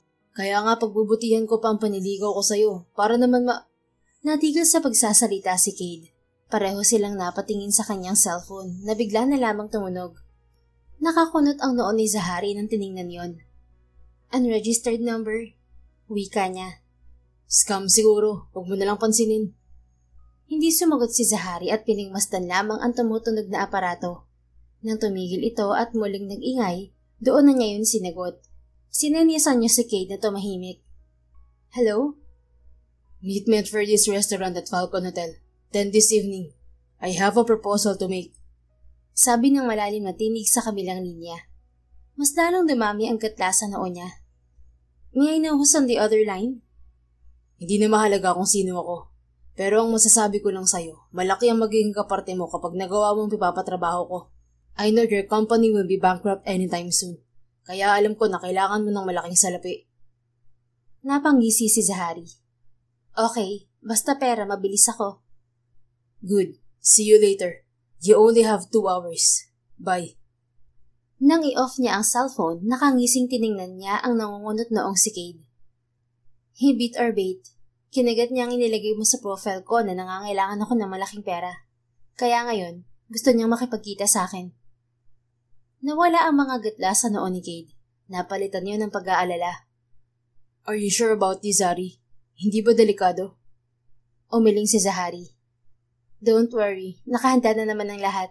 Ito na ang huling ebidensya na kailangan natin. Hinawakan siya ni Cade sa mga kamay. Parang ayoko na yatang ituloy pa natin to. Paano kung mapahama ka? Paano na lang ako? Si Calix. Masuyo niyang hinawakan ng pisngi nito. Do you trust me? Sunod-sunod na tumango si Cade. Then walang rason para matakot ka. Ito na ang pagkakataon para makawala ka sa bangungot mo. Kaya hayaan mo na akong gawin ang trabaho ko. Hayaan mo kung protektahan kita. Natawa ito. Hindi ba dapat akong gumagawa niyon? Yes, pero hindi ngayon. Sa hinaharap mo na lang gawin ng pagprotekta mo sa amin ni Calix. At pagkasabi niya niyon ay hinalikan niya ito sa pisngi. Don't worry too much, mag-iingat ako. Hindi nagpapaalam na tinalikuran niya si Cade. Ayaw niyang magpaalam dahil sigurado naman siyang babalik pa siya. Pagkatapos magbihis ni Zahari, napailing na lang siya nang maabutan sa sala si Cade. Bihis na bihis din. Tapusin na natin to ngayon. Ayokong magtagal pang lahat dahil nasasabik na akong makapiling ang anak natin. Napairap siya.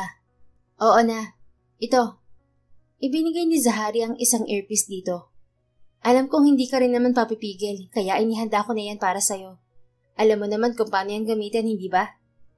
Tumango si Cade. Basta kapag alam mong hindi na siya naniniwala sa sinasabi mo, magpaalam ka na. Confession na lang naman niya ang kulang eh. Nakahanda na rin ng mga civilian na pulis na makakasama mo sa loob ng resto. Tinawagan ko na sila kanina pa habang nagbibihis ka. Papunta na sila ron. Okay, tara na, para matapos na to. Hinawakan siya ni Cade sa palad. Magkasabay nilang tinungo ang sasakyang nag-aabang sa kanila. Nang makarating sila sa hotel, may 15 minuto pa bago mag-alas 10. I'll wait for you here. Huwag na huwag kang magtatakang lumaban kung alam mong dehado ka. Mayroon namang nakabantay doon. Hayaan mo na lang sila. Napairap si Zahari. Ilang beses mo na yung sinabi mula pa kanina. OA ka na ha? OA na akong OA. Pero pagdating sa'yo, walang hindi ako gagawin, Zari. Oo na. Makababa na nga't naririndi na ako sa'yo. Narinig niya ang pagtawa ni Arman sa may driver's seat. Pareho silang napatingin dito. Tumikhim si Arman. Sorry, sir. Kahit naman ako ang nasa posisyon ni Ma'am Zahari, maririndi rin ako. Kita mo na? At hep, idinikit na Zahari ang hituturo sa mga labi ni Cade nang akmang magsasalita ito. Nakasuot ako ng wireless spycam. CDs? Ipinakita niya ang kamerang singliit lang ng butones na nakakabit sa blazer na suot niya. Marerecord na ng pulis na nakaantabay sa labas ng resto ang lahat dahil konektado sa kanilang mga gamit ko. Noon pa nila palihim na inihanda ni Cade ang lahat. Humingi na si Zahari ng tulong sa superior niya sa military para sa mga kakilala nitong mapagkakatiwala ang tao dahil wala na rin tiwala si Cade sa mga pulis. Alam kasi nitong may kasabot sa pulisya ang gustong magpapatay rito. Tumango si Cade. Sige na, bago pa magbago ang isip ko. Wika nito saka mabilis na ginawaran ng halik ang kanyang mga labi. Natampal niya ito sa dibdib bago bumaba. Walang lingong likod na naglakad siya patungo sa entrance ng hotel. Diretso sa restaurant na sinabi sa kanya ng kanyang kausap. I love you, Zahari. Anang tinig sa suot niyang earpiece na bahagyang nagpatigil sa kanya. Napailing siya. Tigilan mo ako, Cade. Baka mamaya kung ano-ano pang lumabas sa bibig mo. Banta niya. Ngayon lang ako nakakita ng bodyguard na pinagbabantaan ng amo niya. Ewan ko sa'yo. At tumuloy na siya sa loob ng restaurant. Good evening, ma'am. Bati sa kanya ng waiter. Good evening. Reservation for Zari Gomez, please. Nakangiting wika niya dito. This way, ma'am. Iginiya siya ng waiter kung saan naroon ang table na nakalaan sa kanya. Per cubicle ang restaurant na yon, kaya tago at may privacy. Nang igala ni Zahari ang mga mata sa paligid, agad niyang naspatan ang mga kasama niya naroon. Pasimpleng tumango ang mga ito na sa iba-iba pang table nakaupo. Mayroon pang nag-anyong waiter. Salamat. Anya sa waiter nang marating nila ang cubicle na nakalaan sa kanya. Order na po ba kayo, ma'am? Can I have 2 orange juice and a slice of cake? Mamaya na lang ako order ng marami kapag narito na ang kasama ko. Sure, ma'am. Pag-alis ng waiter, inayos ni Zahari ang suot niyang blazer kung saan nakakabit ang spycam. Isinakto niyang nakatutok yon sa taong makakaharap niya. Ilang sandali siyang naghintay. Maya-maya, may lumapit sa kanyang waiter. Ma'am, may nagpapabigay po. Iniabot nito ang isang papel sa kanya. Room 317? Basa niya sa nakasulat. What? Hindi kayo dyan magkikita? Nagpapanik na wika ni Cade sa suot niyang earpiece. Thank you, pero hihintayin ko muna ang order ko. Sayang naman kasi yun, mahal din. Sabi niya sa waiter, na noon niya lamang natantong hindi nga waiter. Nagpapanggap lang din ito. Sige, antayin na lang kita sa labas. Pasimpleng naglakad palayo ang lalaki. Nang mawala ito sa paningin niya, binalaan niya si Cade. Alam man o hindi ng taong plano natin, tuloy pa rin ngayong gabi. Wala nang atrasan to. Tawagan mo na lang ang kasama ko rito. Sabihin mo, lagyan ng gamot ang mga in-order ko. No, ayoko. Cade, listen. This is our chance. Our only chance. Sinisiguro ko naman sa'yo na mag-iingat ako at mahuhuli natin siya ngayong gabi. Kaya gawin mo ng sinasabi ko. Damn it! Narinig niyang mahinang wika nito. Pagkatapos, ilang segundo itong nawala. You heard her. Just make sure that she'll be safe. Maglagay agad kayo ng tao sa katabing silid. Wala akong pakialam kung mayroong tao sa katabing silid ng 317. Basta gawan niyo ng paraan na mas malapit kayo kay Zahari. Tuloy-tuloy na wika ni Cade sa mga accomplice sa kabilang linya. Napangiti si Zari. Paano ba niya natagpuan ng lalaking kagaya nito? Swerte ba talaga ang nangyari noon sa akin? Tanong niya sa sarili. You heard me. Magkakaroon din ng tao sa kabilang silid. Basta mag-iingat ka. Sabi ni Cade sa kanya sa kabilang linya. Yes sir, narito na ang orders ko. Paalam niya rito bago binalingan ng waiter. Pwede bang pakibalot na lang? Hindi na raw pala makakarating ang kasama ko. Wika niya rito. Sige po ma'am, sandali lang po. Pakihintay na lang din po sa counter. Magalang na wika ng waiter. Sure. Nagtungo si Zahari sa counter at binayaran ng order niya. Pagbalik ng waiter, dala na nito ang mga yon. Pero hindi nakaligtas sa kanya ang senyas nito. Lihim na napangiti si Zahari bago lumabas ng resto. Hindi na lang isa ang nag-aabang sa kanya, kung hindi 3 na. Iginiya siya ng mga ito sa elevator. Pakunwari siyang sumimsim sa dalang mango juice. Pagkatapos humarap sa mga kasama. Ibinukas pa niya ang blazer para mahantad sa harapan ng mga ito ang itsura niya. Nakadress siya ng kulay itim, spaghetti strap. Kaya naman labas na labas ang makinis at malulusog niyang dibdib. What do you like? Juice or cake? Iginalaw pa niya ang katawan para umalog ang kanyang kayamanan. Nagkatinginan ang 3, sabay-sabay nang umisi. Mas gusto ka namin, miss. Sagot ng isa. Ganun ba? Dumikit si Zahari sa pinakamatangkad at ikiniskis niya sa harapan nito ang bitbit niyang orange juice. Ramdam niyang nanigas ang katawan nito at namungay ang mga mata. You can have me later. Pero dapat, tulungan niyo muna ako maubos tong cake at juice. Baka kasi may nakahandang pagkain sa loob ng silid na pupuntahan ko. Nakakahiya naman sa boss niyo. Ikinurap-kurap pa ni Zahari ang mga mata. Gusto na rin niyang palakpakan ng sarili dahil talagang kapani-paniwala ang pagpapanggap at pangaakit niya sa mga ito. Sure. Wika ng isang may kulot na buhok at kinuha sa kanya ang cake. Binuksan nito yon at nilantakan kaagad.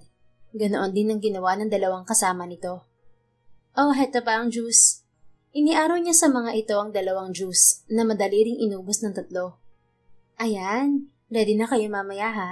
Paglabas ko sa ibang silid tayo tutuloy. Libre ko. Gusto niyo ba yon? Aba, oo. Mabilis na sagot ng pinakamatangkad sa 3. Okay. Nakangising bumaling sa nakabukas na elevator si Zahari. Pagkuway humakbang siya palabas doon. You and your naughtiness. Bigla tuloy ako natakot. Sabi ni Cade sa earpiece. Natawa siya at pabulong na nagsalita. Dapat lang, dahil hindi lang yan ang kaya kong gawin. Binalingan ni Zahari ang 3. Kayo nang mauna. Sumunod ang mga ito. Tumigil ang 3 sa pinakadulong silid sa kaliwang pasilyo. Kumatok ang pinakamatangkad doon. Ilang segundo lang ipinaghintay nila nang bumukas ang pinto. Isang lalaki na malaki pa yata kay Hulk Hogan ng katawan ang tumambad sa kanya. Walang imik na nilakihan nito ang pinto. Pumasok naman siya. Dito. Wika nito na itinuro ang pinakasala ng silid na yon na pang VIP. Naiwan ng 3 lalaki sa labas. Wala namang ibang tao roon kung hindi siya at ang lalaking may malaking pangangatawan. Sandali lang, tatawagin ko lang si boss. Tumango si Zahari. Nagtungo siya sa may sofa at hinubad ng suot na jacket. Ipinatong niya yon ng maayos sa sandalan. Yung kita pa rin ng spy cam ang kanyang kausap. Nang bumukas ang pinto ng nag-iisang silid na naroon, napadako roon ang tingin ni Zahari at napangiti siya ng malapad nang mapagtanto kung sino ang kaharap. I don't need to introduce myself, right? Anang may edad na lalaki na walang iba kung hindi si Mr. Ismael Rosales. Yes, you don't have to. Kilala na kita. Ganun ba? Naupo ito sa pang-isahang sofa bago nilingon ang nasisiguro niyang right hand nito. Kunin mo ang kontrata. Pagkasabi niyon ay nakangiti siya nito binalingan. Kung nalaman ko lang noong una na magiging kakampirin kita, sana noon pa lang ginawa ko na to. I don't really understand what you're saying. Ani Zahari na kunwari ay nalilito pa. You want money, right? Yun ang dahilan kaya ginawa mong kasintahan si Cade. Tumango siya. Then I'll give you what you want. Tripled. So you mean 1 billion pesos? Yes, in cold cash. Ngumisi si Ismael bago dumikwatro. We're on the same boat here. We are a team. Tumango-tango si Zahari. Anong gusto niyang gawin ko? Just make sure that your boyfriend will be gone forever. Asshole. Malutong na wika ni Cade sa earpiece. Napasandal si Zahari sa kinauupuan. Kahit siya'y umaapaw ang galit sa dibdib. Nalaman niya kasi mula kay Cade na ito mismo ang kanang kamay ng ama nito noon, maging ng lalaki sa kasalukuyan. Huminga siya ng malalim at pilit ikinakalma ang sarili. So, you want me to kill him? Is that what you want? Tumango ang kaharap. Yes. Hindi ko na kasi alam kung paano pa siya titirahin. Alam mo naman sigurong ilang beses siyang nalagay sa alanganin. Pero mukhang may sapusa yata ang isang yun. Palagi naliligtas. Hindi siya katulad ng kanyang ama na madaling bumagsak sa mga kamay ko. Isang sabi ko lang noon kay Alejo na kailangan siya sa airport para sa inspeksyon ng bagong dating na eroplano. Sumunod siya kaagad. Hindi niya alam na nakaabang ng mga taong inutusan ko para burahin siya sa mundo. Kaya yun, ang kawawa kong kaibigan. Bangkay na bumalik sa pamilya niya. At tumawa ng malakas si Ismael. Tawang parang nanggagaling sa ilalim ng lupa. I'll kill him. Sigaw ni Cade. Hindi nakaligtas sa kanya ang paghikbi nito. Kaya mariing napakuyom ang kanyang mga kamao. Mukhang malinis naman kayong kumilos. That's what? 5 years ago? Tanong ni Zahari. Pilit pa rin siyang kumukuha ng iba pang impormasyon. Tumigil sa pagtawa ang kaharap niya. Yeah, 5 years ago. Hindi lang sa malinis akong kumilos. Marami ring mga alagad ng batas na nasa payroll ko. Kaya hindi sila basta-basta mapapakanta. Ganon ba? Ngumisi siya. Baka naman pwede mo sa aking ibalato ang ilan. I will use them wisely. Lalo na ngayon, kailangan ko pa rin ng backup. Hindi naman basta-basta na lang ang hinihiling mo. Yes, of course. Sabi ko nga sa'yo, we are a team now. Nilingon nito ang kanang kamay na nasa tabi na nila. Kunin mo pang isang dokumento sa tabihan. Yung mga naglalaman ng mga pangalan ng mga pulis na kasama natin. Yes, boss. Madaling pumasok muli sa silid ang inutusan. Napatango-tango sa kanyang sarili si Zahari. Naunawaan na niyang pag-aari ni Ismael ang unit na yon, maliban sa ilan pang property nito sa iba't ibang panig ng Pilipinas. Naka-jackpot din siya dahil doon nakatabi ang mga ebidensyang kailangan nila. Boss, ito na. Anang kanang kamay ni Ismael. Iniabot nito ang isang folder sa amo. Good. Binalingan siya ng may edad na lalaki. Inilapag nito sa lamesa ang folder na mandali namang kinuha ni Zari at binasa ang mga nakasulat. Yan na ang kailangan mo. Nariyan na rin ang contacts nila. Ikaw na ang bahala. Ngumisi siyang nakakaloko. Thanks. Sa wakas matibay na tong hawak ko. Matibay Wait, ano yun? Tingnan mo nga. Utos ni Ismael na nagulat nang makarinig ng komosyon sa labas ng silid. Baka yung tatlo yun. Tauhan mo rin sila, hindi ba? Ani Zahari na hindi nawawala ang ngisi sa mga labi. Oo. Dapat talaga marami ang kasama ko rito ngayon. Kaso kailangan sila sa shipment na pinaayos ko sa airport. Pero kayang-kaya naman ni Dolfo ang lahat dito. Talaga? Luminga sa may pinto si Zahari. Mukhang naayos na nga niya. Tumahimik na sila eh. Yes, it's done. Kaya pwede ka nang lumabas dyan, Zari. Mariing wika ni Cade sa kanyang earpiece. Tumayo si Zahari at kinuha ang kanyang blazer. Hindi niya rin binibitiwan ng hawak na folder. I think we're done here, Mr. Rosales. Tinalikuran niya ito. No, wait! Hindi mo pa ito napipirmahan. Habol nito. Bago humarap, may dinukot si Zahari sa bulsa ng suot niyang blazer. Yeah, I forgot. Pagharap niya, mabilis sa mga kamay niyang ipinosas ang mga kamay ni Ismael.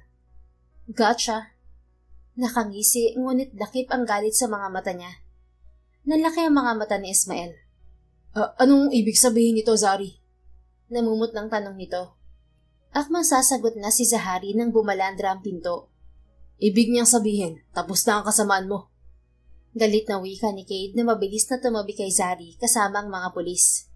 Inalis nito ang pagkakahawak niya kay Ismael bago binalingan ng mga pulis na mabilis namang hinawakan ang may edad na lalaki.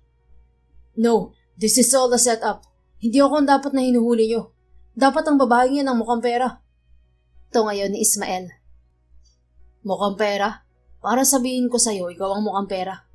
You killed my father and almost got mine for so many times. Pagak na tamawa si Cade. Tama nga na kahit kailan ay hindi mananaig ang kasamaan. At ngayon, sinisiguro kung sa bilangguan ka nalulubugan ng araw. Binalingan nito ang mga pulis. Sige na, dalhin niyo na ang kriminal na yan. No, Cade, don't do this. Wala akong ginagawang masama. I'm innocent. Sigaw pa rin ni Ismael habang inilalabas ito ng mga pulis. Subalit wala na sa may edad na lalaki ang atensyon nito, kundi na kay Zahari na. Agad nitong ininspeksyon ang kanyang kabuuan. Ayos ka lang ba? Wala bang ginawa sa'yo ang kriminal na yon? Napangiti si Zahari. Dahil kung gaano ito kabilis na magalit, ganoon din yung kabilis mawala kapag kaharap siya. At anong nakakatawa? Alam mo bang pinag-alala mo ko ng husto? Niyakap niya ito. Wala namang nangyaring masama, hindi ba? Kasi nariyan ka sa tabi ko, Cade. Prinotektahan mo ako gaya ng sabi mo. Naramdaman niya ang paghinga nito ng malalim bago gumanti ng yakap sa kanya. Sa susunod, hindi na pwede to, Zari. Hindi ko napapayagan pang ganitong trabaho mo. Napataas ng isang kilay si Zahari bago binitiwan si Cade at tinitigan ito sa mga mata. Hindi pa tayo, baka nakakalimutan mo. Hindi pa nga ba? Pilyo ang ngiting sumilay sa mga labi nito. Napairap siya. Oo na, pero pag-iisipan ko muna ang sinabi mo Teka. Sinasagot mo na ako? Ano pa ba sa palagay mo? Nagliwanag ang mukha ni Cade. Yes! At walang sabi-sabing inangkin nito ang kanyang mga labi. Wala itong pakialam kung may mga pulis doon. Nakangiting tinugon ni Zahari ang halik nito. Ilang segundo rin ang itinigal niyon bago sila naghiwalay. I love you, Zahari. I love you too, Cade. So, let's go. I can't wait to finally meet Calix in person. Tumango si Zahari at magkahawak kami silang lumabas sa silid na yon. Naabutan pa nilang tatlong lalaking puro suka ang damit. Basa rin ang suot ng mga itong pantalon at nangangamoy sa hallway. Ayokong danasin yan, kaya magpapakabait ako. Bulong ni Cade na narinig naman ni Zahari kaya natawa siya. Pagkagaling nila sa hotel ay tumuloy sila sa bahay ni Zahari sa Quezon City. Tulog na si Calix nang dumating sila roon. Agad din siyang ipinakilala ni Zahari kay Nana Riza na namangha pa nang makita siya. Akala ko lumaki na agad si Calix. Wika nito na ikinatawan nilang dalawa ni Zahari. Gwapo ho ba? Pabirong tanong ni Cade. Kodas, king bata are, at nakuha pang magbiro. Totoo naman, Nana. Sabi naman ni Zahari. Oo na, puntahan niyo na si Calix. Tiyak na matutuwa yun kapag nagisnan kayo. Sumunod naman silang dalawa. Pumasok sila sa silid ni Calix na may malamlam na ilaw na nagmumula sa lampshade. Hindi agad nakakibo si Cade at para siyang ipinako sa kinitatayuan nang makita ng personal si Calix na himbing na natutulog. Naninikip ang dibdib niya habang nangingilid ang mga luha. Come on. Mahinang yaya ni Zahari sa kanya. Marahan ang mga hakbang na lumapit siya sa gilid ng kama ng anak nila. I don't know what to say. You really look like me. Suminghot si Cade bago hinalikan ng noon ng anak. From now on, I won't go anywhere. I will always be at your side no matter what. Poprotektahan ko kayo ng nanay mo, gaya ng pagprotekta niya sa atin. Gaya ng pagprotekta mo sa kanya. Mahal na mahal kita, anak. Naramdaman ni Cade ang pagyakap sa kanya ni Zahari. Matulog na muna tayo. Malaki naman tong kama ni Calix. Tabihan na natin siya. Tumango siya at hinarap to. Masuyo niya itong hinalikan sa noo. Thank you again, Zari. Hindi ako magsasawang sabihin yan sa'yo ng paulit-ulit. Buo na ako dahil sa'yo. Oo na, matulog na tayo. Sumunod naman si Cade. At kinabukasan, nagising siya na may humahagik-gik sa kanyang tabi. Pagmulat niya ng mga mata, mukha ni Calix ang bumungad sa kanya. You're really handsome, Tito Pogi. Wika agad nito. Napangiti si Cade. Tito Pogi talaga? Ano po bang gusto niyong itawag ko sa inyo? Nilingon niya si Zahari na himbing pa ring natutulog sa kabilang side ni Calix. Ano sa palagay mo? Tanong niya sa anak. Nag-isip sandali si Calix bago idinampi ang maliit nitong kamay sa pisngi niya na kanyang ikinagulat. Kamukhang kamukha po kita kaya alam ko po noon pa man na ikaw ang tatay ko. Nanay said that I am smart. Tama po ba ako? Mariing nagdikit ang mga labi ni Cade upang pigilan ang pagpatak ng kanyang mga luha. Yes, son. You're very smart, just like me. Mas lalong nagulat si Cade nang yakapin siya ni Calix. Then, tatay na lang pong itatawag ko sa inyo mula ngayon. Thank you po kasi bumalik na kayo. Hindi na kami malulungkot ni nanay kasi nandyan na kayo. Wika nito bago siya hinalikan sa pisngi. Napangiti si Cade at kinabig pa ang anak. Do you really want nanay to be happy? Tanong niya sa anak. Kumawala ito sa kanya at sunod-sunod na tumango. Kinuha naman ni Cade ang isang kahita na nasa bulsa ng kanyang pantalon at dala-dala niya palagi. Ibinigay niya yun kay Calix. Let's propose to your nanay. Wika niya sa anak na malapad ng umiti. Let's wait for her to wake up and then you will propose to her, okay? Nangunot ang noo ng kanyang anak. Bakit po ako? Hindi po ba dapat kayo? Napakamot sa ulo niya si Cade. Kasi mabilis na magyayas ang nanay mo kung ikaw ang magtatanong on behalf of me. Ikaw munang representative ni tatay, okay ba? Palusot niya. Ang totoo kasi, natatakot siya. Baka kasi hindi yun tanggapin ni Zahari. Tatay talaga? Sige na nga po. Iiling-iling si Calix na nagtago sa likuran ni Zahari at nanatili roon hanggang sa magising ito. Good morning. Bati niya rito kasunod ang malapad ng ngiti.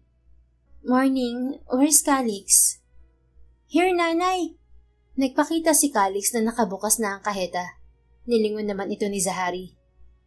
Will you marry my tatay, nanay? Napasinghap si Zahari at mabilis na napalingon sa kanya. Unti-unting nangilid ang mga luha nito. Sorry, nagulat yata kita. Ayoko lang na umuwi ako mag-isa ngayon. Gusto kong kasama ko na kayo. Wika ni Cade. Nanay, alam ko po na si Tito Pogi at tatay ay iisa. Kaya please po, gusto ko po magkaroon pa ng mga kapatid. Natawa si Cade. Si Zahari naman ay malakas siyang hinampas sa dibdib. Ang galing ha, tinuruan mo pa talaga ng kalokohan ng anak natin. No! Panabay na wika ng mag-ama. Ako lang po nanay ang nakaisip noon. Gusto ko po kasi na magkaroon na ng kapatid para may kalaro na ako. Nangingiting naiiling na lang si Zahari. O ana, para matigil na kayong mag-ama. Nagsabuatan pa talaga. Yay! Nagtatalon si Calix. Si Cade naman ay niyakap ng mahigpit si Zahari. I love you. Thank you. I love you too. Tugon ni Zahari. I love you both. Sabi naman ni Calix at nakiyakap na rin sa kanila. Pinagitnaan nila ito ni Zahari. Nang bumalik si Cade sa kanila ng sumunod na araw, formal niyang ipinakilala sa kanyang mami sina Zahari at Calix. Tuwang-tuwa ito nang makilala ang apo. Sinabi niya rito na magpapakasal sila ni Zahari na mabilis naman itong sinang-ayunan. Kaya pagkalipas ng 2 buwan ay kasal na sila. Hindi na rin bumalik sa pagiging sundalo si Zahari at tinutukan na lamang ang pag-aalaga sa anak nila at kay Cade. At pagkalipas ng 1 taon at kalahati, isinilang ito ang pangalawa nilang anak na babae. Kaya simula noon, naging mas masaya pa ang kanilang pagsasama sa piling ng binuo nilang pamilya na punong-puno ng pagmamahal. The end. If you enjoyed this story, please don't forget to like, subscribe, comment, and share. Your support helps us reach more people and spread the love. Thank you for tuning in, and we're looking forward to seeing you again soon. In the meantime, please take care and may God bless you always.